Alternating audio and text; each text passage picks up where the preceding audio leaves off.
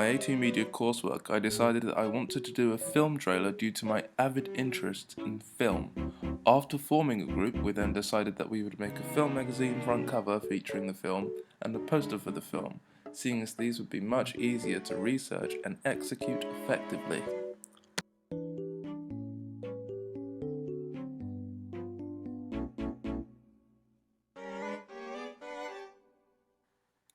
In order to understand how to effectively make a trailer, we had to understand how a full film would work.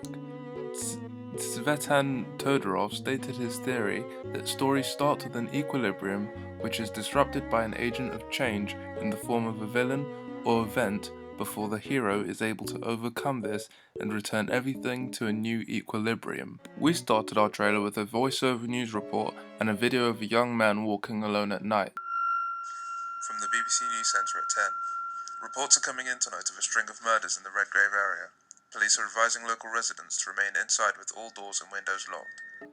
This acted as the state of equilibrium due to the expectations of a normal night, but it also acted as the disruption of the equilibrium by the murderer on the news report.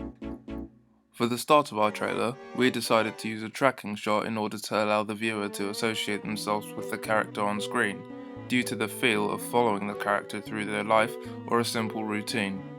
This shot is used normally for the main character in film, and if executed in a certain setting, can connote the sense of dread for the main character being followed. When filming, I simply held the camera as steadily as I could, whilst following the character or the actor at the same pace as they were walking. In many trailers, the use of fading in and out is normally used to establish the theme of the trailer.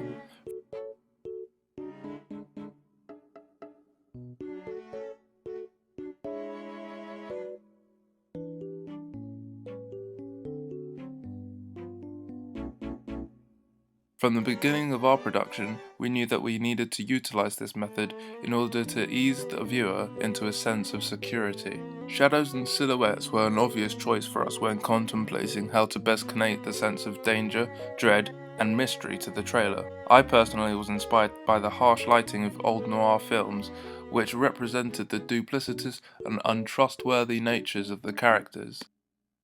To create these shadows, we used our phone torches and placed our actors in between the torch and a wall which we wanted the shadow to show on.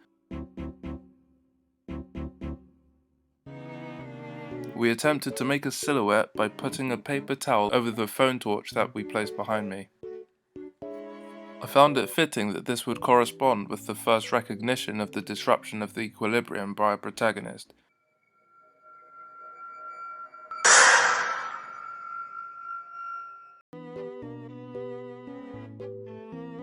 In our research, we realized that film trailers normally show the names of famous actors, directors, and producers associated with the film in order to grab the attention of potential audiences. This would be especially if the audiences had seen previous works of these actors or directors.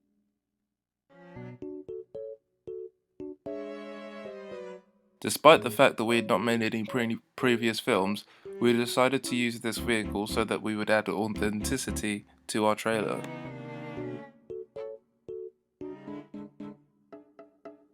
Another moment in our trailer that we felt was vital to our horror trailer, both to create a genuine fear for the well-being of the main character, was the moment where she is dragged away from the camera, which is left in a canted angle shot on the floor. This helped to connote the destabilized pre-equilibrium universe in which a murderer is loose. The concept of being dragged away is one that is quite common in horror and thriller trailers, both realistic and supernatural. In order to pull off an effective scene like this, we had to take many shots in order to get the right footage that we could put in the trailer.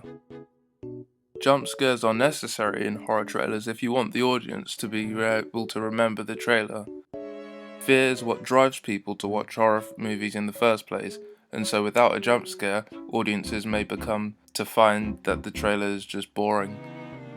We create a jump scare through the intertwining of music that fits the editing, adding a loud sound when something dramatic happened.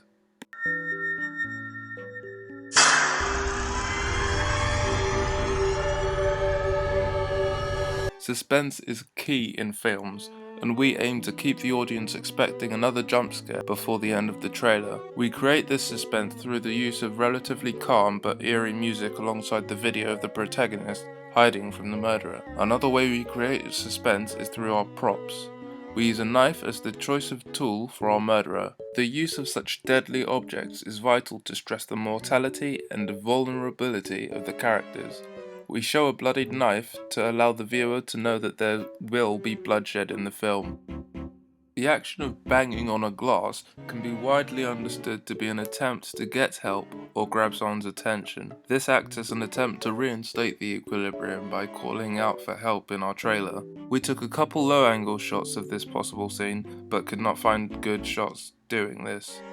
In the end, we settled on a darker, well-lighted shot. We didn't show the reinstatement of the equilibrium or the attainment of a new one in our trailer, as we didn't want to give anything away. Although I would have had the trailer noticed by the neighbours, who call the police, who turn up to save the protagonist as the ending, we would not show any of this in the trailer due to the vital plot devices that would be spoiling the film. We wanted to make the magazine cover to be the best view of the killer before the film's release. Although we didn't want to show the actor fully unmasked for the front cover, the cover still presents the major themes of any film magazine. As with many other film magazines, when compared to the poster, the film magazine is normally glossier and more revealing of the film character. The direction of gaze is towards the reader as it is on most film magazine covers. This connects with the potential readers, drawing their attention and evoking their curiosity about the film or story featuring. The direction of gaze is a sign in the magazine cover that adds up to the code of an attention grabber. There is a sticker on the magazine which can be seen on many magazines, and although it has nothing to do with the feature film, it is another sign of the magazine cover that entices the potential audience to buy the magazine and find out the information within the pages. The way the title is presented is not like when it is presented in the trailer. Instead, it is more reflective of the magazine style. However, it does still have relevance to the film and stands out among the rest of the title, the text on the page. We are able to replicate this theme by using the same text that we used in our poster. The use of a tagline enabled us to embed the image of the poster and the film into the memories of the potential audience. Taglines can be found on many posters as a unique relation to the film in a way that makes the audience associate the usually short sentence with the entire film. Featuring a release date on our poster also gave the audience a date to mark in their diaries. This gave the audience something to look forward to, something to talk about, and something to remember for the benefit of not only themselves, but for the film production company who would be making money off of their entertainment. We chose to include star ratings reviews in our poster as a way of setting the expectations for the audience, giving them something to challenge or agree with when they see the movie. Most importantly is the pose that we chose to go with for the poster. Having the characters back to the camera whilst brandishing a weapon is a very common stance that we knew would be safe to go with. The poster that most inspired us being The Town That Dreaded Sundown.